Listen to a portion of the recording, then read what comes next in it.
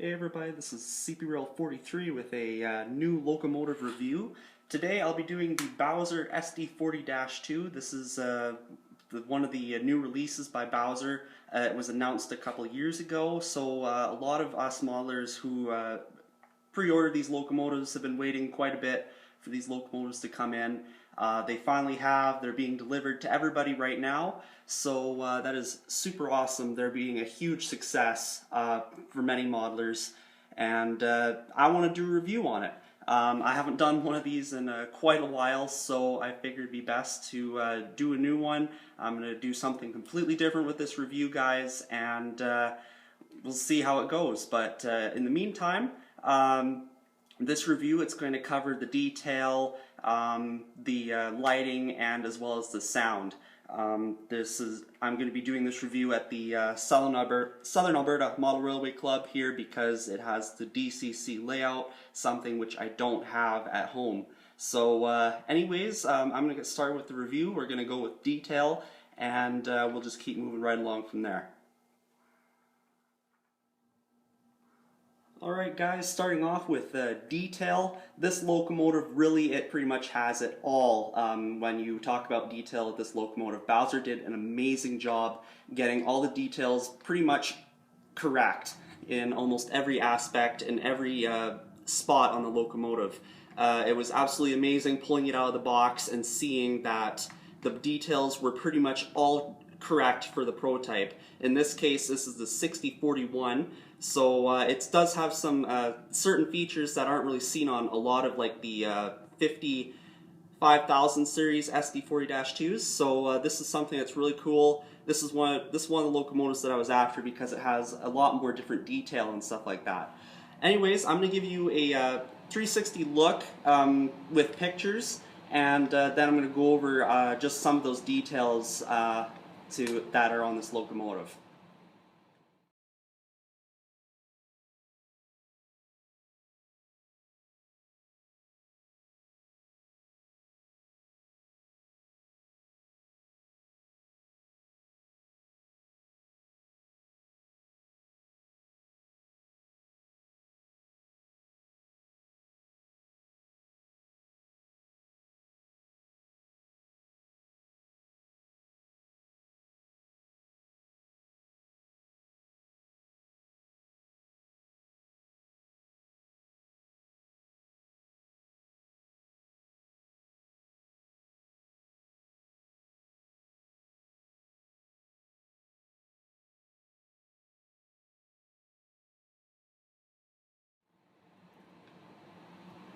So I hope you guys got a good look at the locomotive through the pictures and stuff like that. I figured pictures would be a better way to show you guys just some of the detail and stuff like that. Anyways, I'm going to go over just some of those interesting details that are on this locomotive that this model has to offer. Bowser did an amazing job. So for one, we do have the triple style Canadian class lights, which are just above the number boards and there. Those are the operating, by the way, so it was one of the things that I went after. Main reason was because of the operating class lights. That was something that was really cool. Bowser did an amazing job with those in terms of detail. We do have the correct steps, as you can see right here. They're the vertical style, not the American kind of, walkway style. That kind of go up and avert in the diagonal direction. So yeah, that's something that's also really cool, and we also have the correct handrails and stuff like that. We even have the crossover grab iron right here. All the grab irons and stuff like that too, which are all separately applied. Wind deflectors, and we also have the drip strips or rain gutters above the cab as well. Now these weren't lifted out of the box. I've seen other reviews and most of those models don't have them lifted, but I went ahead, took a little watch screwdriver and kind of lifted them up on this at the center so that they have the correct angle to them. We also have the we have the grills and everything like that, and that's also correct for the model. We have the angled blower housing. The walkway is also quite nice. I'm not sure if you can see at this angle. Maybe you'll see it. Maybe you've seen that in the pictures. But it's also a very nice walkway as well. The tread is very nice. It's not too thick or anything like that. It's something that is really nice to see. Moving over again to the front, we have the bell, which is up on the number boards here, and they actually painted it brass. Now, I think that goes for pretty much a lot of the Bowser models. They painted it brass. It was prototypical for some models, but most of them now have the bell red. But that's something that kind of changed over time, stuff like that. These models are correct to when the models were like fresh from the paint shop. Up on the top, we have separately applied fans and stuff like that. They're even movable, so it's really cool. Sinclair antenna and all those neat features and stuff like that. Amazing job. And even the trucks right here, they're full of detail. So something that's really cool. I'm very happy with the locomotive in terms of detail. Bowser just nailed it. So very, very pleased with that. So that's about it, guys. I'm going to move on to the lighting, and then we can go on to sound and operation. Alright guys, so we're going to start with lighting here. This model has some incredible lighting features. Like, I mean, it's not a whole lot, to be honest, but really the most amazing thing about these models is the Canadian style class lights, which are operating, something that's never really been seen before, specifically with the Canadian models that have been manufactured. So Bowser did an amazing job with that. But before I go on to class lights, I'm going to start with the headlights and then the ditch lights, and then we'll move on to the class lights. So starting off, we're going to hit function 0, which is the headlights. So those are nice and bright, and it's something that's good to see on the model. We also have function 12, which is the dimmer function. So those kind of dim the headlights, and it does a really nice job. It's not too much of a dim, but at the same time, it works very nicely. It is noticeable. Then we have function 6, which is the ditch lights. So those are also nicely done as well. Surface mount LEDs right in the housings, so that's something that's really cool.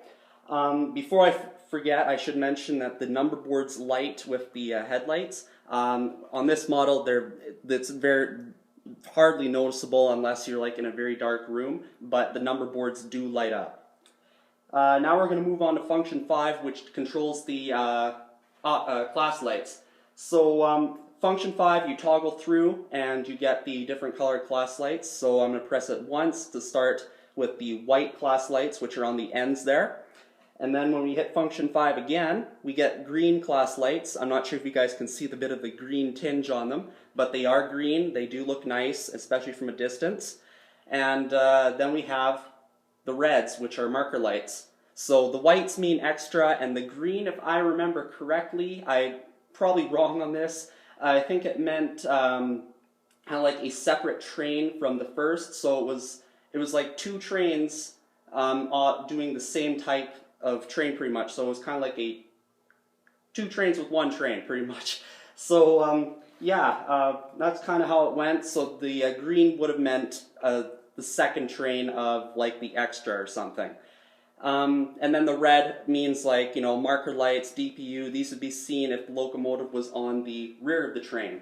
So yeah, that's really cool. And hit function 5 again and it turns them all off. So you toggle through function 5 and you get those different functions through the class lights. So that's about it with lighting, guys. I'm going to move on to the sound and operation, and then we'll wrap up the review. Alright guys, so we're going to move on to the sound and operation. So basically I'm going to go through all the different sound functions that this locomotive has to offer, and then I'm going to move on to the operation, show you guys how the locomotive moves and stuff like that. With the sound, I'm only going to go through kind of like the basic functions, so kind of like functions 1 to 11, which are the different sound functions and so on. This locomotive has the ESU LokSound decoder, or LokSound, however you pronounce it. It's your choice. I prefer to call it LokSound. I've heard it both ways, and to me it looks like LokSound. It's just my preference. So yeah, if you have a different preference, whatever, but I call it LokSound, okay? So anyways, we're going to start with the engine startup here. This is function 8. and this also will mute the locomotive while it's moving or something or other. So, but in the meantime, right now, since nothing's going on, it will start up the locomotive. So we're going to fire it up here.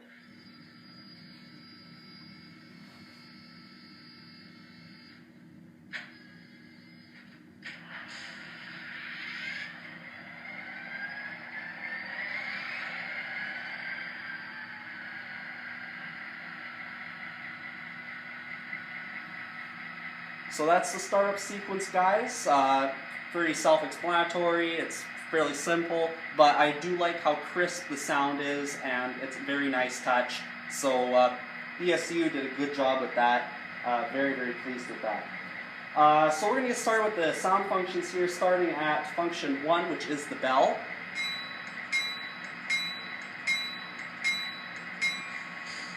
And then we have the horn. Now note, I have changed the horn. The default horn is a Leslie, if I remember, the Leslie RS3L, if I remember correctly, which is not correct for these locomotives. It's close, but not correct. The correct horns are actually Nathan air chime horns, so I did change it to, on the sheet, it's a Nathan K3L, the second version, so it would be number 2. So here it is. This is the Nathan K3L.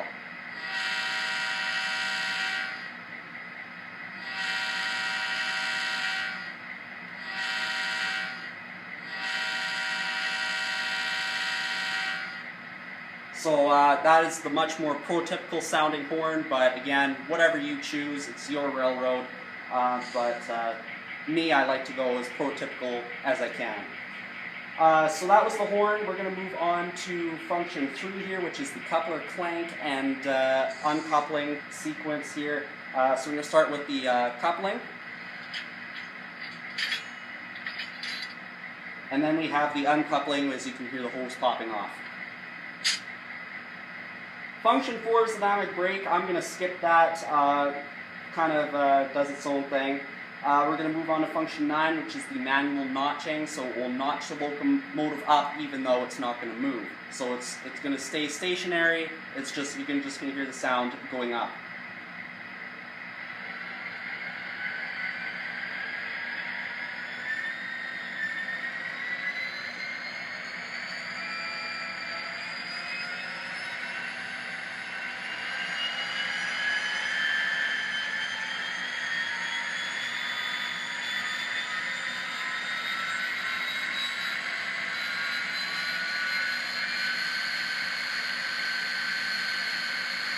And then we have function 10, which brings the notching back down, so we're going to do that.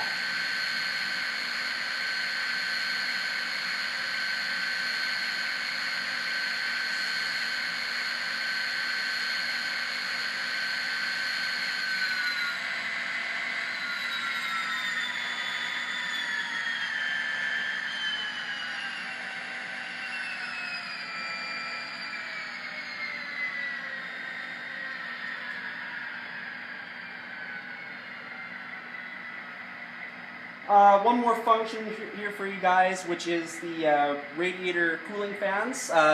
They're kind of more prominent when the locomotive's moving, but you can hear them when it's stationary, so I'll show you guys that. Function 11.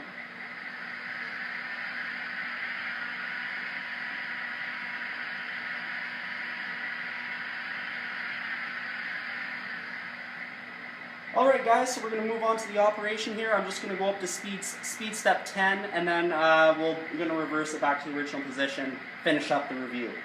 So starting off here, we're going to move up to speed step 1. So that's a nice slow speed here. Now I have seen slower, I believe. I believe the Rapido GMD1 is a touch slower, but this is still right up there. It's nice, smooth as silk pretty much. It's very, very nice and very prototypical as well. So I'm going to continue moving it up to speed step 10, speed step 2, 3, 4, 5, 6, 7, 8, 9, and 10.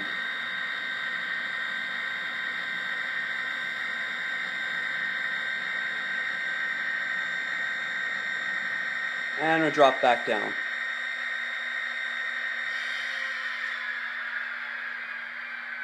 So now we're going to put it in reverse, guys, and I'll show you, and pretty much the same thing, but it's worth to show it in reverse. So here we go. Speed step 1, 2, 3, 4, 5, 6, 7, 8, 9, and 10.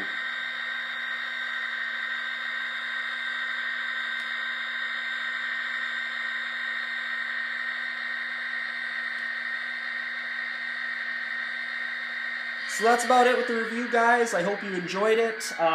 This is, again, something really different, but so, again, maybe a little bit of critiquing would be okay.